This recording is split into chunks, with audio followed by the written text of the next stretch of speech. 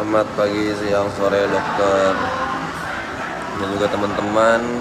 Izin berkenalkan diri, nama saya Richard Septian Hermanto dengan NIM 251113100015. Saya hari ini akan menjelaskan mengenai otot mastifikasi dan juga otot facialis atau otot wajah. Sebelum itu saya akan menjelaskan dulu apa sih itu wajah, apa sih itu otot wajah dan juga otot mastikasi atau otot mengunyah. Mastikasi atau otot mengunyah itu adalah otot yang kita gunakan untuk mengunyah, udah pasti itu. Jadi otot yang buat membuka atau menutup rahang itu terbagi menjadi beberapa otot. Kemudian juga ada otot facialis atau otot wajah yang memberikan ekspresi pada wajah kita. Itu dibentuk oleh beberapa otot juga, mulai dari otot mata, atau orbitalis, otot dahi atau frontalis, otot pipi atau zygomaticus, otot mulut atau oris, dan juga otot dagu atau mentalis. Tapi sebelumnya kita harus tahu dulu nih, apa itu otot manusia. Buat manusia tuh jaringan kontraktil khusus yang membuat tubuh kita tuh bisa bergerak atau juga berfungsi secara internal dengan cara berkontraksi dan berrelaksasi. Jadi itu otot tuh ada seperti jaringan tisu gitu dalam daging kita. Dia tuh bisa bergerak, berkontraksi atau enggak berrelaksasi. Kalau dia berkontraksi itu dia bisa mengkerut, terus dia juga merelaksasi itu langsung mempes begitu loh. Itu alat gerak yang aktif dan juga salah satu alat yang vital untuk bergerak. Terus juga membuat postur tubuh kita dan menjaga kestabilan sendi. Fungsi utama itu buat menggerakkan seluruh tubuh. Terus juga otot tuh menghasilkan panas dari metabolisme untuk jagain suhu tubuh. Tujuan kita nih pelajaran otot tuh apa sih? Saya ngasih tahu pembelajaran sedikit tentang otot tuh ya, supaya kita tuh tahu nih fungsi otot di muka tuh atau di wajah, fungsi otot mastikasi, terus ekspresi wajah juga, dan apa juga kegunaan rahang untuk menjaga oklusi serta kesehatan mulut kita. Nah itu pengetahuan ini tuh penting juga sih menurut saya. Sangat penting untuk mendiagnosis kelainan sendi pada rahang atau TMJ, pergerakan ortodontis, serta penerapan ergonomi guna mencegah MSDs or musculoskeletal disorders pada kedokteran gigi. Kita tuh harus memahami beberapa dulu sih. Salah satu yang paling penting itu memahami fisiologi tentang pengunyahan dulu, karena kita mempelajari tentang gerak ototnya, seperti ada otot masseter, temporalis, pterygoid. Yang penting banget untuk dipahami cara kerja rahangnya tuh saat kita tuh mengunyah dan juga saat kita berbicara seperti saya sekarang. Kita tuh juga mendiagnosa dan untuk mengetahui ini terapi pada oral yang dilakukan nantinya kalau kita menemukan ada TMJs or DMDs tadi yang saya kasih tahu. Terus juga kita tuh bisa merencanakan nih perawatannya seperti apa. Terus juga pengetahuan itu mencakup otot di area yang ada di atas ke leher ke atas, dan wajah itu yang relevan untuk struktur sampai ke rongga mulut juga. Oke, selanjutnya tuh kita kalau udah tahu nih fungsi otot, terus manfaat kita pelajari tentang otot di regio facialis atau kranial kita, atau pada bagian mandibula kita atau rahang kita tuh. Lanjut saya akan menjelaskan tentang otot mastikasi atau kelompok otot yang fungsinya tuh buat gerakin rahang bawah. Kalau contohnya itu buat kita ngunyah, buat kita bicara atau nelen. Semua otot mastikasi itu ada persarafannya. Dia tuh dipersarafin oleh nervus mandibularis. cabang dari nervus trigeminus. Terus di bagian itu ada 4 pasang otot. Ada musculus masseter, musculus temporalis, musculus pterygoideus medialis, dan juga musculus pterygoideus lateralis. Yang pertama saya akan jelasin tentang yang musculus masseter.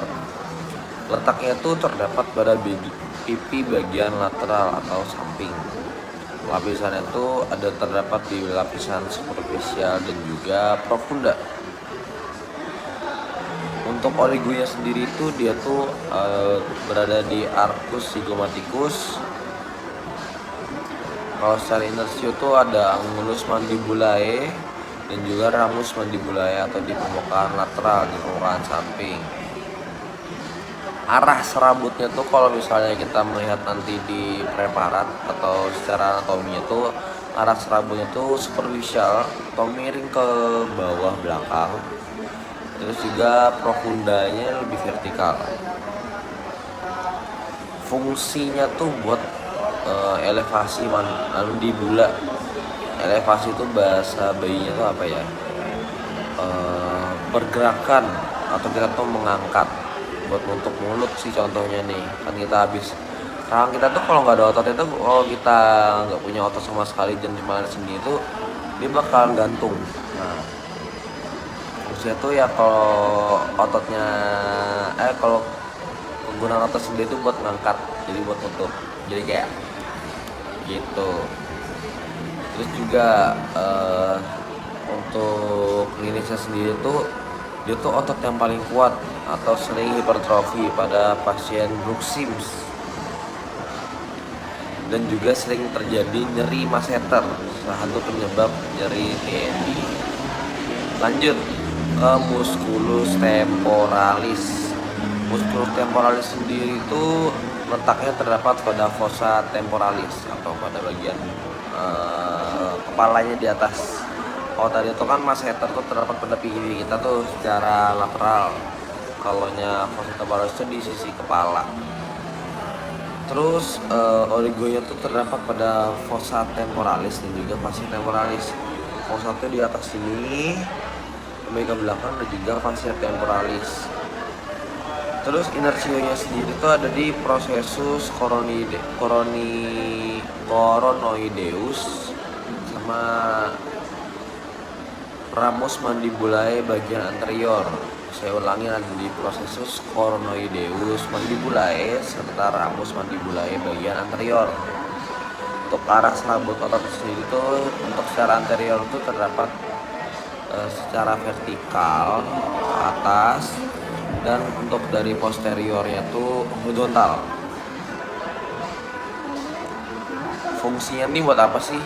Sama, dia tuh ada yang berfungsi sebagai elevasi mandibula atau mengangkat bagian rahang bawah kita, dan juga retribusi mandibula, dan masing-masing serabut itu juga berbeda. Untuk yang elevasi mandibula tuh serabutnya secara anterior, serabut anterior. Retribusi itu retrusi mandibula tuh serabutnya posterior. Untuk penjelasan klinisnya atau masalah-masalah yang dapat ditemukan pada regio otot ini, biasanya terjadi nyeri kepala temporal, bisa berasal dari spasme ototnya nih, atau penting untuk posisi mandibula saat oklusi. Kita lanjut lagi nih ke penjelasan tentang musculus pterygoideus medialis. Medialis itu tengah ya, atau bagian inti tubuh kita. Letaknya itu pada sisi dalam mandibula, bagian mirror image masseter. Origonya fossa pterygoidea dan processus pterygoideus ospenoidale. Inersionya tuh terdapat di angulus mandibulae bagian medial. Untuk arah serabutnya tuh miring ke bawah belakang lateral. Fungsinya kebanyakan apa yang saya jelaskan ini untuk umumnya untuk berbicara berbicara juga. Itu tuh kebanyakan tuh yang fungsinya buat elevasi mandibula, karena itu yang paling penting. Jadi mandibula kita nih, untuk kalian ketahui itu yang ada 4 ototnya yang membantu untuk bergerak, menutup dan membuka. Terus juga untuk dari musculus pterygoideus ini fungsinya ini buat bantu gerakan grinding atau geser. Jadi gini, nah, rahang kita tuh bisa ke kiri ke kanan tuh pakai otot pterygoideus yang medialis. Dan juga untuk protrusi ringan, untuk lini 1 mereka tuh bekerja berpasangan sama masseter. Dan juga sering terjadi juga spasme atau nyeri saat buka mulut, karena otot tuh emang rentan namanya spasme. Apalagi kalau kita mengunyah terlalu banyak berbicara, dan juga terlalu keras mengunyah sesuatu. Sama kayak kita latihan otot, kalau misalnya kita hobinya nge-gym, kita latihan angkat beban, terus kita push up, atau bahkan kayak untuk pelari, mereka memaksa ototnya untuk berlari, itu bakal terjadi spasme karena otot tuh digunakan. Jadi otot yang digunakan tuh bakal terjadi sobekan-sobekan kecil, dan itu nanti bakal di recover dengan sel-sel protein yang ada dalam tubuh atau penggunaan lemak. Makanya yang di wajah juga bisa, karena di wajah kita tuh kayak kan muskulus atau otot. Terus juga terdapat yang terakhir nih musculus pterygoideus yang lateral. Tadi kan yang medial udah, sekarang itu yang bagian lateral yang sampingnya. Letaknya tuh ada yang di paling dalam dan paling kompleks. Dia tuh terletak di kepala, dia tuh ada kepalanya, ada kaput superior dan juga kaput inferior. Untuk origonya sendiri, kaput superior tuh ada di ala mayor os sphenoidale, dan juga kaput inferior tuh terdapat pada lamina lateralis processus pterygoideus. Inersionya terdapat di column mandibulae, dan juga discus articularis dan kapsul sendi temporomandibula atau TMG, temporomandibula. Fungsinya apa sih? Untuk protrusi mandibula, depresi mandibula, membuka mulut, terus juga bersamaan dengan otot suprahyoid. Itu salah satu otot juga, cuman nggak mendominasi gerakannya, lebih terdominasi oleh 4 otot tadi. Gerakan lateral mandibula atau mengunyah di satu sisi juga. Jadi ya kebiasaan nih kalau ngunyahnya tuh sebelah kanan doang, atau ngunyahnya sebelah kiri doang, itu ototnya menggunakan otot pterygoideus yang lateralis atau gerakan lateral mandibula.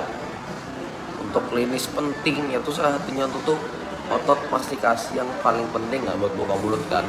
Jadi kadang-kadang kalau misalnya kita terlalu banyak mengunyah atau terlalu banyak bicara tuh biasanya mereka sering spasme. Dan juga terdapat disfungsi atau gangguan TMG yang sering terjadi itu gara-gara di sini clicking atau deviasi rahang. Ada kan yang kalau kita tuh ngebuka mulut lebar, dia tuh ada kerasa kayak sentakannya, dia tuh kena gitu, kayak bagian otot bagian tulangnya tuh nggak yang enak buka tutupnya. Jadi kayak bis dia ngebuka, dia keturun sedikit, pas dia mau nutup baru dia benerin dulu, baru dia bisa nutup sempurna lagi. Itu dari otot pterygoideus lateralis. Saya kasih ringkasan singkat deh tentang fungsi dari gerakannya mandibula sendiri. Untuk gerakannya tuh ada gerakan elevasi atau mengangkat. Otot utamanya itu ada masseter, temporalis, dan juga pterygoideus medial. Untuk bagian depres terdapat pterygoideus lateralis plus otot suprahyoid tadi. Untuk protrusi terdapat otot pterygoideus lateralis atau masseter atau otot utamanya. Untuk retrusi terdapat di otot temporalis atau serabut posterior. Dan untuk gerakan lateralnya sendiri yang paling banyak digunakan itu adalah otot pterygoideus lateralis dan medialis. Diingat ya guys. selain penjelasan klinis singkat tadi tuh, saya mau ingetin lagi aja nih poin-poin penting buat kedokteran giginya. Apa sih kita tuh kok harus mempelajari otot-ototnya juga, kenapa nggak cuma belajar gigi doang. Ini tuh penting karena semua otot mastikasi itu kan dipersarafi oleh nervus trigeminus. Terus itu berperan banget otot-otot nih buat oklusi gigi, atau kita buat ngecek TMD, bruxism, atau nyeri orofasial. Kan kalau pasien yang ngeluhin sakit di bagian wajah itu kan nggak selalu soal gigi, tapi bisa nyangkut dengan gigi karena gigi kita juga kaya akan saraf kan. Siapa tahu tuh bisa karena kita identifikasi dan ternyata nervus trigeminus itu terkena. Jadi dari gigi dan juga otot tuh sama-sama nyambung tuh nervusnya tuh. Terus banyak juga nih sakit gigi itu yang ternyata tuh emang asalnya dari otot, bukan dari gigi juga. Kalau misalnya teridentifikasi seperti itu kan kita bisa memberikan penanganannya kan lebih tepat. Gak cuma sekedar menyalahkan dia buat cabut giginya atau apa, kita nggak bisa langsung sembarangan kayak gitu ngambil keputusan. Jadi kita bisa tahu, identifikasi dulu, atau mungkin bisa mengajak rekan dokter khusus bagian muskulus atau dokter umum yang mengetahui lebih jelasnya lagi.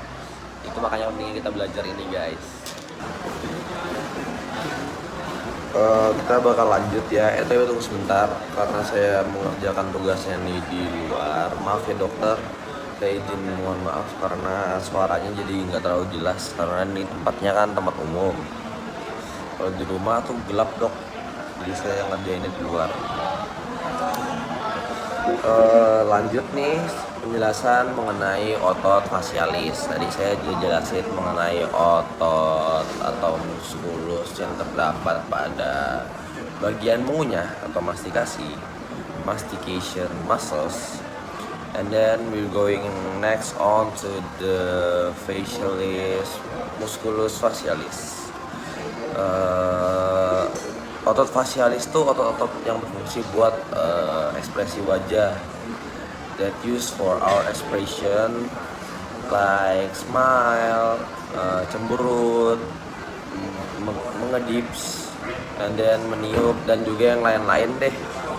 Ciri khasnya tuh berorigo dari tulang atau fascia, dan juga berinserio ke kulit, bukan ke tulang. Makanya wajah itu bisa geraknya tuh halus. Persarafan utamanya itu ada di nervus facialis, tapi nervus facialis itu NVII atau nervus nomor 7. Bedanya tuh apa sih otot facialis dan juga mastikasi? Itu tuh kalau otot facialis tuh lebih ke untuk ekspresi wajah, kalau otot mastikasi itu kan emang untuk ngunyah tuh udah ketara banget bedanya. Otot facialis tuh inersionya ke kulit, kalau mastikasi tuh inersionya ke tulang atau perhubungannya ke tulang.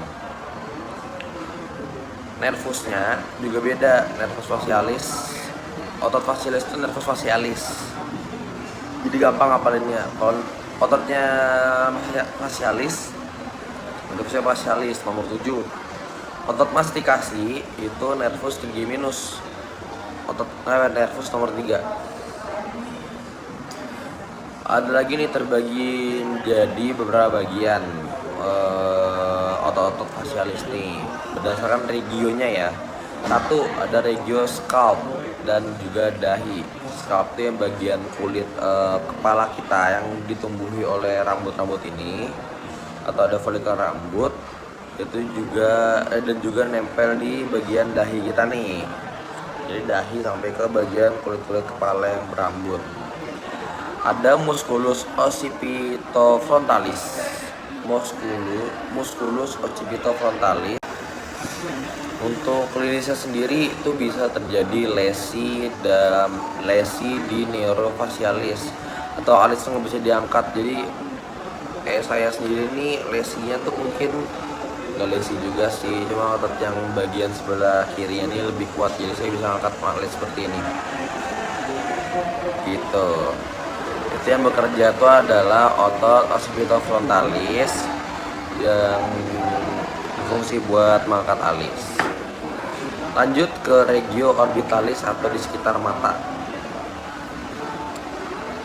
Untuk bagian sekitar mata tuh terdapat pars orbitalis, pars palpebralis, dan juga pars lacrimalis.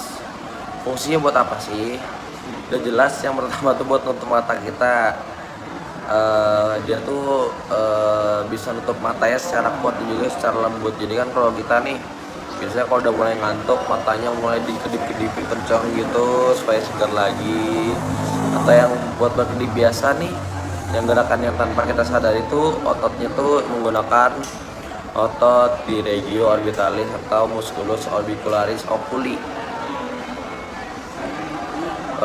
Terus juga bantuin aliran air mata supaya air mata tuh bisa keluar. Bagian demen nangis nih berarti ototnya tuh sering dilatih nih untuk musculus orbicularis oculinya. Haha. Terus juga klinisnya tuh terdapat lesi atau mata tuh nggak bisa nutup. Terus resikonya juga resiko keratitis. Lanjut lagi, cepat aja kita ke regio nasalis. Regio nasalis itu apa yo? Regio nasalis itu regio hidung, pinter banget. Regio nasalis terdapat musculus nasalis, terbagi menjadi dua bagian. Ada pars transversa atau kompresor naris, dan juga pars alaris atau dilator naris. Transversa itu ada di bagian punuk hidung sini, punggungnya, dan yang pars alaris itu bagian sayap hidung. Jadi hidung kita tuh punya sayap. Ada dua bagian itu. Fungsinya tuh buat ngatur diameter lubang hidung. Berarti buat yang diameter lubang hidungnya tuh gede, berarti pars alisnya gede juga. Atau yang bagian hidungnya tuh mancung, pars transversanya tuh berarti banyak juga, panjang juga. Lanjut lagi ke musculus levator labii superioris alique nasi. Fungsinya tuh buat apa sih? Buat angkat bibir atas dan juga melebarkan lubang hidung. Jadi kayak gini. Itu tuh fungsi dari levator labii superioris alique nasi. Buat apa sih kita melebarin lubang hidung kayak gitu? Biasanya kan terjadi secara tidak sadar kalau kita misalnya lagi olahraga dan kita melakukan pernafasan di hidung. Ototnya tuh bakal secara otomatis tuh melebarkan lubang hidung supaya kita tuh bisa menyerap lebih banyak oksigen. Simpelnya begitu guys. Lanjut ke regio oralis. Ingat ya, tadi tuh ada regio orbitalis atau regio mata. Kita lanjut lagi ke ada regio orbitalis dan juga regio nares atau hidung. Nasalis. Kita lanjut lagi ke regio oralis atau sekitar mulut. Ini tuh yang paling penting nih. Ada musculus orbicularis oris. Fungsinya tuh buat apa? Buat tutup mulut. Terus juga buat ya secara bahasa medisnya tuh mencucu atau kita tuh memonyongkan bibir buat bersiul kayak. Nah, itu menggunakan otot orbicularis oris atau juga buat kissing or cium atau mencium untuk mengekspresikan rasa sayang kita. Itu menggunakan otot orbicularis oris. Terus dia tuh bukan sphincter sejati, tapi gabungan dari banyak otot. Jadi nggak cuma satu otot, cuman gabungan tuh banyak. Ada bagiannya tuh namanya musculus buccinator atau terdapat di bagian pipi paling dalam. Fungsinya tuh buat nempelin pipi ke gigi. Itu juga jagain makanan supaya nggak masuk ke vestibulum oris. Ini tuh pentingnya nih, ada poin pentingnya nih saya kasih tahu. Otot facialis tuh bukan otot mastikasi. Terus sangat penting juga ototnya nih buat mengunyah dan juga saat meniup. Otot pengangkat sudut bibir nih. Yang angkat sudut bibir kita tuh ada otot levator labii superioris, fungsinya buat angkat bibir atas. Levator angulioris untuk mengangkat sudut mulut saat kita senyum kayak. Nah, dan juga zygomaticus major buat senyum lebar, zygomaticus minor buat senyum ringan. Gitu. Ada juga otot penurun sudut bibir, nama ototnya itu depressor angulioris buat ekspresi sedih, depressor labii inferioris untuk menurunkan bibir bawah. Gitu. Nah, ini otot yang paling saya suka nih, namanya musculus risorius. Fungsinya tuh buat apa? Buat narik sudut mulut ke lateral atau senyum tipis.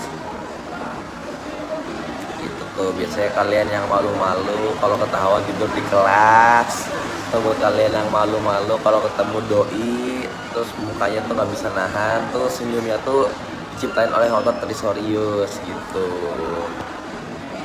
Terus lanjut lagi nih ke regio mentalis atau regio paling terakhir, yaitu regio di dagu. Fungsinya tuh buat apa sih? Buat nonjolin bibir bawah dan juga buat bentuk ekspresi ragu atau manyun. Muskulus yang bekerja tuh namanya muskulus mentalis. Aku mau kasih ringkasan singkat lagi nih supaya kita tuh bisa nge-refresh materinya biar inget. Maaf ya kalau terganggu oleh suara-suara dari lingkungan sekitar, karena saya emang bekerja di lingkungan luar. Saya ingatkan sekali lagi. Fungsi: terdapat senyum, cemberut, pertama senyum. Ototnya tuh apa tuh? Zygomatikus mayor. Cemberut, senyum, ototnya yang bekerja depressor anguli oris. Kalau kita nutup mata, orbicularis oculi. Buat menutup mulut ada otot orbicularis oris. Jangan sampai kebalik. Buat nutup mata orbicularis oculi.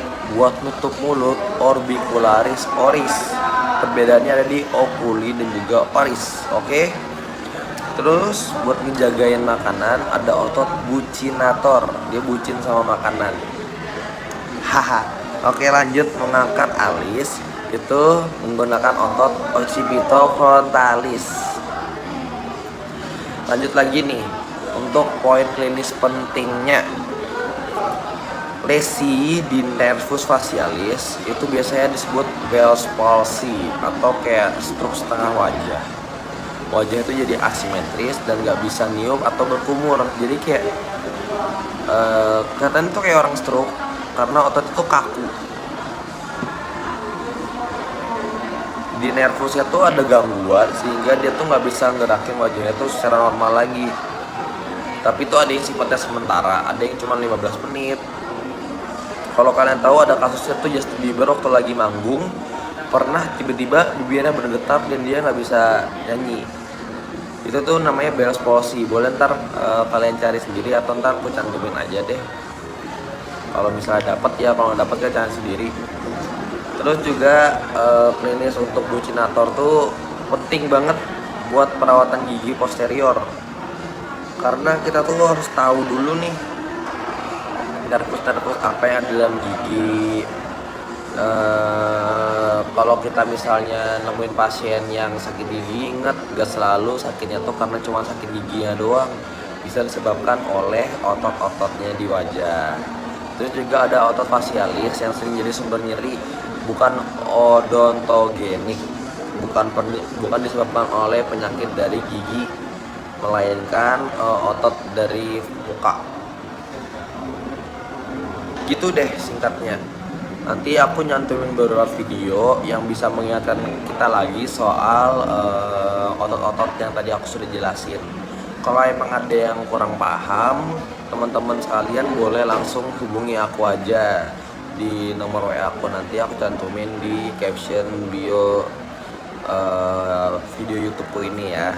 Don't forget to like, comment, and subscribe. Terbuat dokter, terima kasih karena telah mau mendengar penjelasan saya. Saya mohon maaf apabila masih terdapat banyak kesalahan dalam penjelasan saya. Saya harap dokter masih mau memaklumi dan mau mengajari saya kembali, karena saya sangat ingin mempelajari mengenai regio facial ini karena itu krusial buat kita di kedokteran gigi. Buat teman-teman juga jangan lupa untuk tetap semangat belajar mempelajari regio-regio yang terdapat atau muskulus-muskulus yang terdapat pada wajah kita. Oke, selamat malam, sore, siang. Bye bye.